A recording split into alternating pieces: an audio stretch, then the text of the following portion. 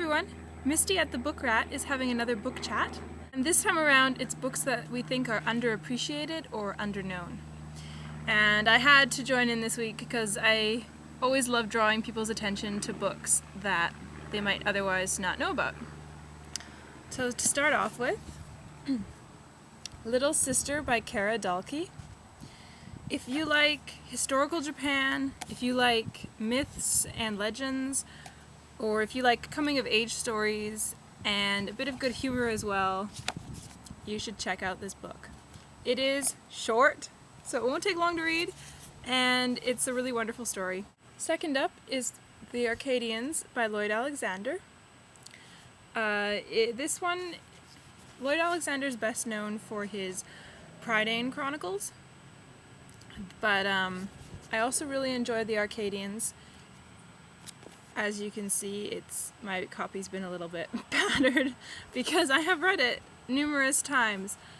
It's particularly a good pick, I think, if you love stories in and of themselves, because there are stories woven throughout this larger story.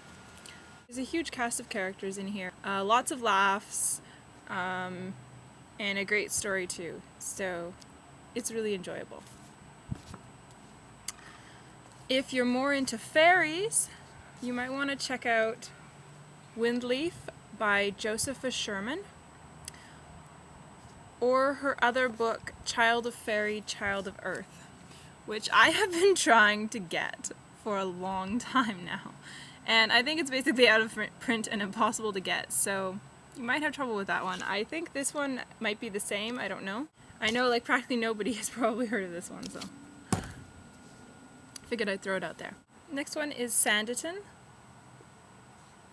Jane Austen started to write this one, but died before she could finish it, and then it was finished by, quote, another lady.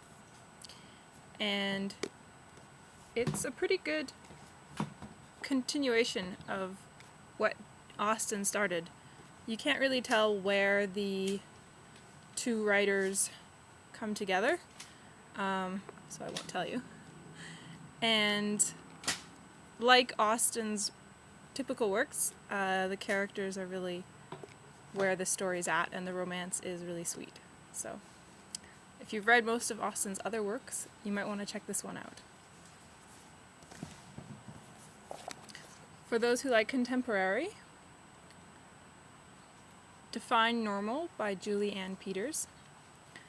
I think Julie Ann Peters is better known for some of her other books, like Luna, but this one is a really great story of the friendship of two very girls and how they end up relying on each other more than they might have expected. It's also got quite a bit of humor in it. You'll notice most of my picks have quite a bit of humor in them, because that's something I like in a book. This next one, though, does not. For historical fiction buffs, The Search of the Moon King's Daughter by Linda Holman. This is set in the 1830s, and it's about this girl whose brother has been sold to a master sweep, and her brother is deaf. And this is about her quest, kind of, to get him back. And it feels pretty real as a gritty portrayal of life back then in London. It's definitely bleak for parts of it, but there's also some hope throughout. And for lighter historical YA, you might want to try the Boston Jane series by Jennifer Holm.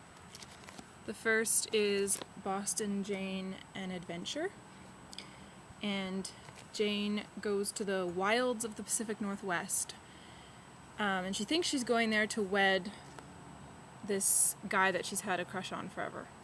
But when she gets there, it doesn't turn out quite like she'd hoped, and she has to rough it in this pioneer settlement. And then her story continues in Boston Jane Wilderness Days. And then there's also the third one is Boston Jane The Claim, although I don't have that one, and I prefer the first two anyway. I should get the third one at some point just to complete the series. And the romance is really adorable. It's kind of one of those bickering romances where there's a lot of push and pull between the two characters. But it's cute. Anyway, those are some of the underappreciated or underknown books I would recommend, and I'd love to hear your suggestions.